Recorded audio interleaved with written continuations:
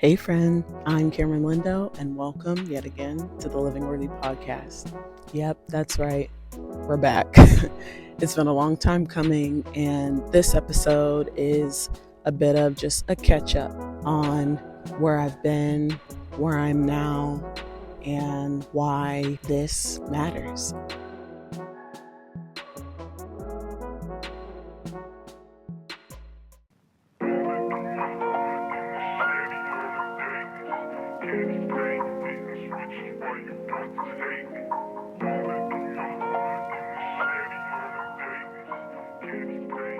Creativity and faith are kind of like a river. Imagine standing barefoot on a sanded bank line, ideas sparking and flickering in your mind like daylight glimmering upon water, like evening stars dancing with the current. Your soul is incited with both excitement and terror, dreaming on and on of what it would feel like to rev back and cannonball plunge into the deep, to be overtaken by the tide, lifted afloat, and carried on into a beautiful unknown. Deep down, your ego knows your shoreside weight means nothing here, that your only strategy to make it upstream wouldn't be to swim, but to stretch your arms wide, palms open with nothing to hold on to. And yet, despite that vulnerability, you're somehow certain you'd be securely held with every ebb and flow. A deer across the way stops beside for a drink. Bluebirds settle from the bustle of their fluttering in the shady comfort of an adjacent tree, a sight that makes your heart swell as you imagine how this living water that flows from and through and with you will help the thirsty and weary grow and flourish as they glean from the gift of you. If you're anything like me, you've spent much time, maybe too much time, barefoot on the bank line in a daydreaming gaze, wishing and ideating about the future God is inviting you into rather than just jumping on in. You count the cost, yet you focus more on what you're losing rather than what you're gaining. You feel more inclined to shrink back than lean in. And before you know it, you become convinced that life is better right here, right beside the water rather than in it. So you set up camp, making a cozy little living right there beside it. But somehow, though you've long lived in the lie that this is what's best, your spirit isn't quite convinced, unable to drown out the voice of the water calling your name.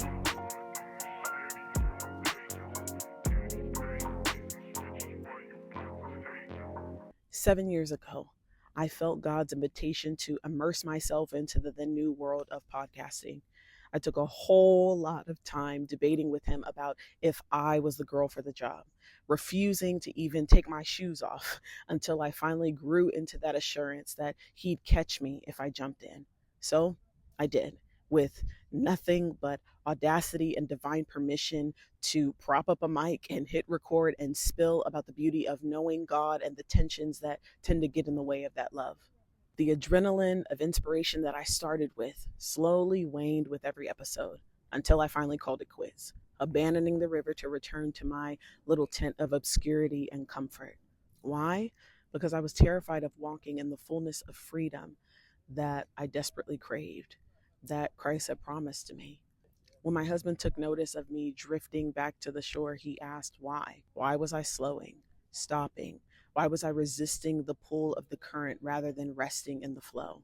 I told him I'm doing too much. I blamed God, insisting that I had heard wrong about all of this and that he was the one that told me he wanted me to stop.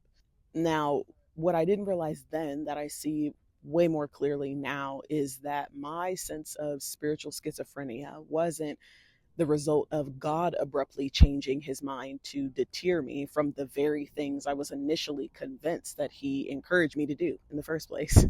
Truth is, I was in the middle of a destructive concoction of self sabotage and spiritual warfare. I was unaware of the schemes being used against me by a conniving, serpentine enemy who was whispering lies to my soul. Yet I was also ignorant to the excuses, the self loathing, and the shame that I'd often use as a get out of purpose card whenever I was confronted with choosing to live in the reality of the redeemed me or the dead me. It's hard to resist the enemy's lies when you're secretly convinced that they're true. Lies like, you're doing too much, you're not enough, and never will be. Who do you think you are? Shut up, you're a fraud. Shut up, stay in the background. Shut up, your voice doesn't matter. These words felt so true, so close to accuracy that his voice sounded a lot like mine. In that season, and even still, God has consistently shown me who he is. Yet once I got to the river, it actually exposed how unconvinced I was over who he says that I am. Like, does God really, really like me? Does God really love me? So the intrusive onslaughts of accusations from the enemy of my soul only really amplified and affirmed the unbelief that had already been hiding in my heart. I also see that somewhere along the way, I picked up this lie that I needed to be the one to get myself upstream, that any God dream I was given would only happen and would only matter by means of my efforts and my striving. I thought that I needed to try harder to prove my worthiness, and of course, eventually got crushed by the self imposed pressure to make something of myself, as if somehow being anything but beloved, being something more than a child of God, was something that could be topped. I thought this was all about how fast I can breaststroke to a finish line defined by cultural metrics of success, like followers and ratings and streams. And so, naturally, feelings of failure set in quickly because honestly, it felt like nothing magical, nothing marvelous, nothing important, nothing massively impactful was happening. But what I didn't realize is that this and really all of life's faith moves are simply invitations to join God in the river, to just enjoy the journey with Him. But when you are abiding beneath the taskmasters of performance and people pleasing and fear way more than God's pleasure, then discouragement and retreat are always inevitable.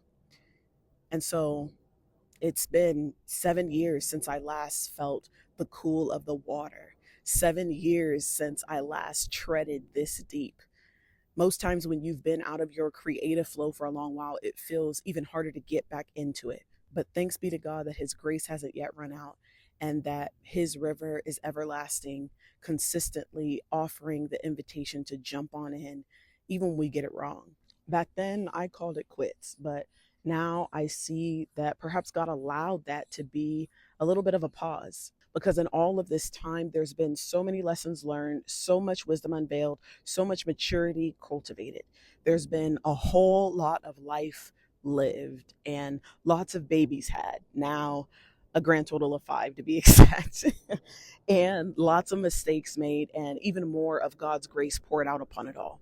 I had no idea then, but each of those past episodes would serve as lifelines for me in the seasons of silence that followed, encouraging me onward when I felt weary, restoring vision when I felt confused, anchoring me in truth when lies would try to keep me in a chokehold. And as much as I thought that the podcast was me using my gifts to help serve everybody else, I had no idea how great of a gift this leap of faith would be for me. So I pray that as we pick up where we left off, the conversations that are had, the questions that are asked, the answers that are shared would be wisdom for wandering hearts, for those trying to find their way home to the bosom of God's love, for those who've been wanting freedom from religious gymnastics to just get back to the simplistic adventure of walking with Jesus. So, whether you're familiar with Living Worthy from back then or have just stumbled upon this in the here and now, let's just consider this episode as friends sitting by the shoreline, catching up as they unlace their shoes and shed their quirky socks in preparation for plunking in to this God venture all over again.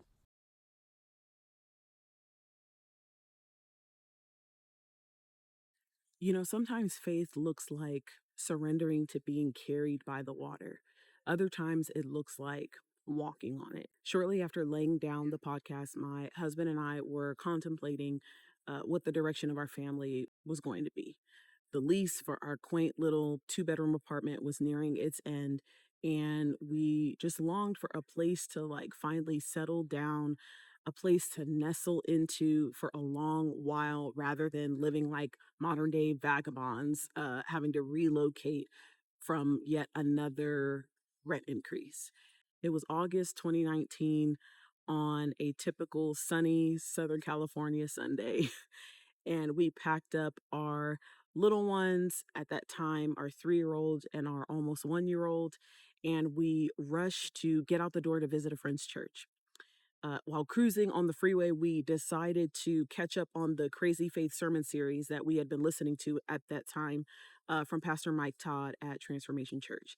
And he coined this term, hazy faith, to unpack what it looks like to give God your yes and to step out into territory that he has yet to fully define. He came for every single one of our hesitant tendencies to trust the direction of God's voice when you feel like you can't fully see the destination. And so by the time we merged lanes toward our exit, our hearts were stirred with a syncrotic expectancy, a daringness that compelled my husband to ask, What do you think about Atlanta?" And I was like, "Atlanta? As in Peace Up, A Town Down, Atlanta, as in Cascade, Skating, AT Aliens, New, Georgia Peach, Atlanta." No, I hadn't actually. ATL hadn't been a part of my ideations of what my family's future would look like. But in hindsight, perhaps some of my high school aspirations to go to a HBCU, namely Clark Atlanta, were not rooted in mere inspiration from the movie Drumline, but had more of a prophetic inclination that would now find its manifestation. Maybe this was all just part of God's good plan all along. And so, up until that moment, I had never lived anywhere beyond Southern California, even though I've always dreamed and still do of living like Carrie Bradshaw, writing and working in fashion, but more looking like calling home to a cute little brownstone in the buzzing boroughs of Brooklyn or Harlem, yet minus the toxic situationships. But at this moment, for some peculiar reason, without any history of such bold moves, I was up for the adventure because why not? As we pulled into the parking lot, my husband asked me to look on the website of the company he was working for at the time to see if they happen to have any openings in Atlanta. And to my surprise, they did. We glared at each other with this kind of like, is this really happening? Kind of puzzled excitement, and we grabbed our toddler and our baby out their car seats and headed into the church service. After the church service ended, I said to him, let's go down and get prayer for this whole Atlanta thing. And so we trotted down the steps of the auditorium and we headed to the altar where there were staggered, like plenty of prayer volunteers who were awaiting to intercede for needy souls. And we walked up to this short Filipino woman who welcomed us over with a gentle smile. And I just spilled and dumped. I just shared with her about our crossroads and the sudden stirring of our hearts toward Atlanta and our desire for the Lord's guidance. And then she stood there, quiet. And as the silence lingered on, I looked at my husband with confusion, like, hello, like, did she hear me? Did she hear anything I just said? And so for like 60 or so seconds of silence, that felt like an eternity. And then she finally spoke, breaking the blank stare of a trance that I was looking at her with. And she just said, I feel like the Lord is saying, if you take the step of faith, the provision will follow. She went on to pray for us with words that were so steeped in the scriptures and interwoven with so many prophetic insights that I was positive she was one of Jesus's like BFFs. And so looking back, I think I was expecting God to answer with like a yes, no, or maybe, like a delicately folded note passed on from a high school crush, right? But I am thankful for his words that were spoken through this small but mighty woman of God whose heart was clearly attuned to heaven. It was exactly the confirmation that we needed. And so in the weeks that followed, my husband applied for the position, which we discovered happened to be unfulfilled for a very long time. And with one interview after another, he outshined the other candidates. And after returning from an in person interview that he flew to Texas for, we made the gutsy, audacious leap of faith to put in our notice to vacate our apartment. Yeah. We had no definite game plan other than to pack up our things to stay with my mother in law until we got word on if he landed the job or not. All we had was a hazy glimpse into an unprecedented future, crazy faith, and a thrill of hope unlike anything we've ever known. At the time, all I could think about was how my life eerily mirrored the biblical patriarch Abraham. Like going about life his own way, Abe had this wild encounter with God. And although God spoke to him, commanding him to leave the familiarity of his family, his hometown, and his region of origin to an unknown land that the Lord would show him, this command was also an invitation to participate in the beautiful, predestined adventure of a life that God had desired to share with Abraham. And so when he gave God his yes, I imagine that he encountered many of the same responses we did when we finally began to disclose our big move to certain family and friends.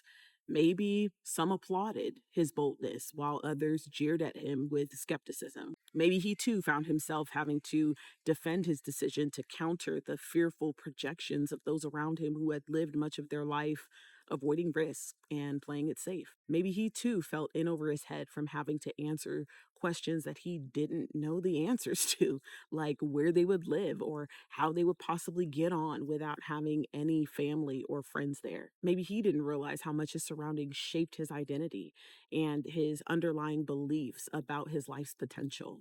Maybe he also internally tussled between doubts of if he really heard God right and musings of what could be possible if fear was actually wrong. Our move exposed for me that oftentimes you don't realize how smothered you've been by the cloak of a false identity or how much false security you've placed in familiar places and people and their expectations of you until God calls you to leave it all behind.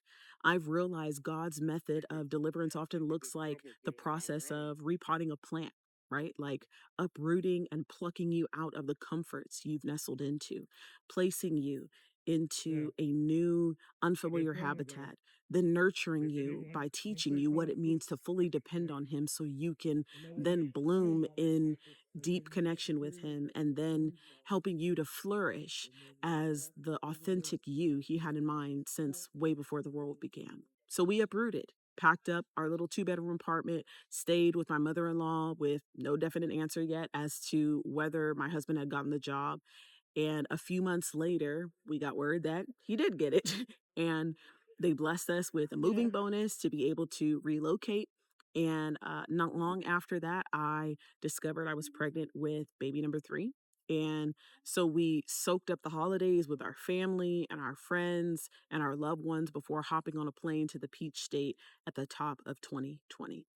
And so, just as we were adjusting to the wonder of exploring that spring of 2020, the devastating disease COVID-19 took over and completely shut down the world. And so, there we were, all alone on the other side of the country, literally, with no family, no friends, hurled into the thick of what felt like all hell breaking loose. And because of the company that my husband worked for, he was considered an essential worker, despite the rampant spreading of the debilitating and often deadly disease. And so I had been a stay at home mom since I had left my job working for our local church back in California in 2017. But this was different. Okay, like pregnant, tending to two toddlers, living socially distant in more ways than one. That was the most alone I had ever been. Lacking the proximity and comfort of family and friends. It was hard. And yet, simultaneously, it was a time where I felt the closest to God. For many of us who survived the pandemic, it called us into a reckoning of the truths that were worth keeping and the lies that were worth letting go of. Many of us found fault in the house of our heart's hope.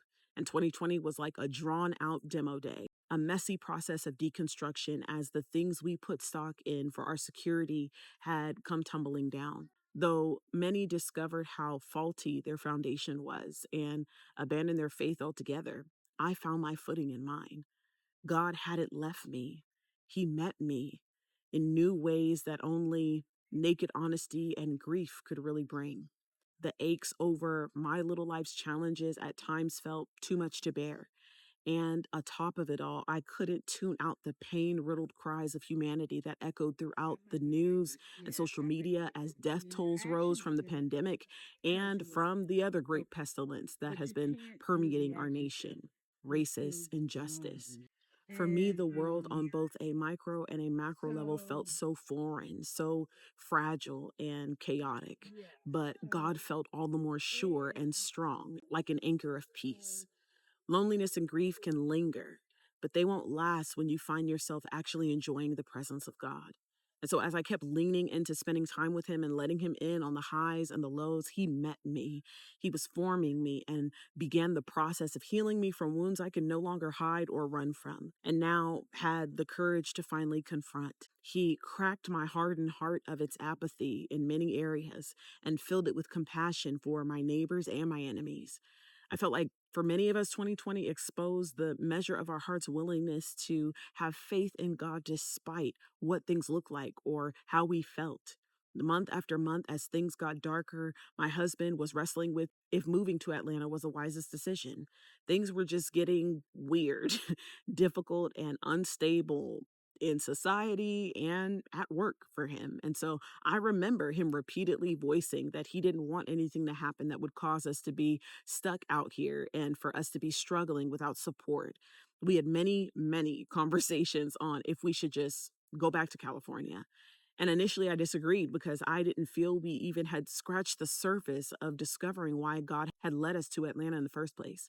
But ultimately, I landed on just trusting my husband's decision when he came to the conclusion that it was best for us to return. So once again, we packed up all we had and headed back cross country to Cali.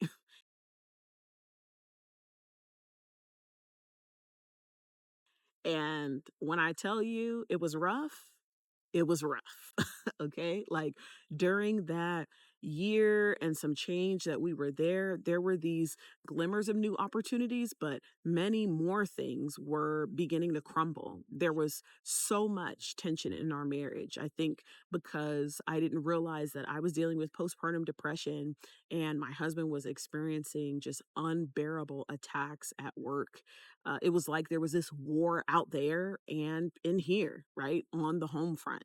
Back then, if you would have asked me, I probably would have classified that season by just saying that we were just in the thick of spiritual warfare. But it was actually the pain that brought us to have a heart to heart in asking, were we actually disobedient? Were we actually really supposed to leave Atlanta? Because we are created by God and for God, our alignment with Him is essential.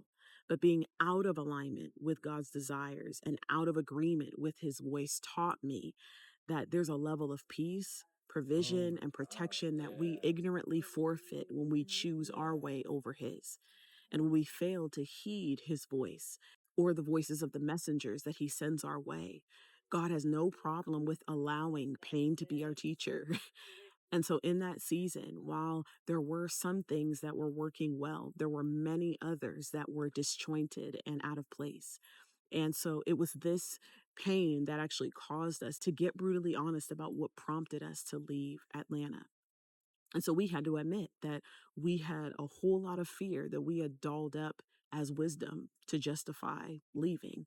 We had to admit that we didn't return to California because it was necessarily better. It's just what we knew and what was most comfortable, what was most familiar, which felt a whole lot safer and predictable than standing on God alone. Pain taught us that there's no such thing as safety outside of the will and apart from the heart of God. There's no such thing as peace when you're living apart from his voice. There's no such thing as purpose when you're out of alignment with his will. But even in our little faith, God hadn't left us. He just graciously allowed us the time to be able to kind of come to the end of ourselves and to really be confronted with the reality that maybe we didn't trust him as much as we thought we did. Maybe our faith wasn't as rooted and grounded in his love as we said it was. And so, what was interesting is that in the midst of feeling this pain and this discomfort of the season, it was like the little bit of favor that we had started running out to where there were people at my husband's job legitly plotting and scheming to get him fired. The place where we were staying at the time, suddenly we had 30 days to vacate. And so we were like, okay, God, we feel the pressure that we are not in alignment. We're not in the right place, right? And so after many heart to hearts and having to revisit, were we really supposed to leave Atlanta in the first place? Um, we ended up kind of throwing up one of those, hey, God, it's me again prayers and just saying, Lord, we're sorry. And if we prematurely, uprooted ourselves, if this was not your heart for us to move back, can you not only forgive us, but can you open up the doors for us to do it all over again so that we can be actually planted where you would have us? My husband looked yet again, right, to see if his job had openings, and they did. We packed in faith. My husband applied for a transfer in faith, and um, all over again, God proved his faithfulness by opening the doors again, another moving bonus. Um, you know, just favor and doors opening and all the things, another place, all the things, right? That opened up to make way for us to be where he wanted us to be. And so now we have been here for about 3 years now, and lots of changes have happened. We have stepped into, entrepreneurship, and now we're like jumping in the water again. And so, why does this matter, right? Why am I telling you all of this? Because obedience is better than sacrifice, because there is nothing like the peace of being exactly where God has called you to be. There is nothing like the certainty of knowing that you are doing exactly what God has made you for. And yes, that journey is messy and non-linear and topsy-turvy and imperfect, but to be where God would have you, to stand authentically in who he's made you to be, there's nothing else like it in the world. And so this moment is me saying yes all over again to jumping in the water. This moment is me standing fully in the truth and the reality that I am called to live worthy of the high calling of being a daughter of the Most High King. And my voice matters. My opinion, my perspective, my creativity, all of it matters. And it's a light that is meant to shine in the midst of the darkness. And I also recognize that I'm called to encourage others who may have dimmed their light, who may not even recognize that God has filled them with his light. That we are called to stand, um, in the light and the beauty of who Christ has called us to be, and to freely share and to no longer hide and all of that. And so I pray that you would join me on this journey, and that as we just continue to chit chat and have these conversations about God and faith and life and all of the stuff that can get in the way of that, I pray that you were encouraged. I pray that you were inspired. But more than anything, I pray that you are drawn to want to know God more and want to stand more fully in who he's called you to be. So I love you, and until next time, peace.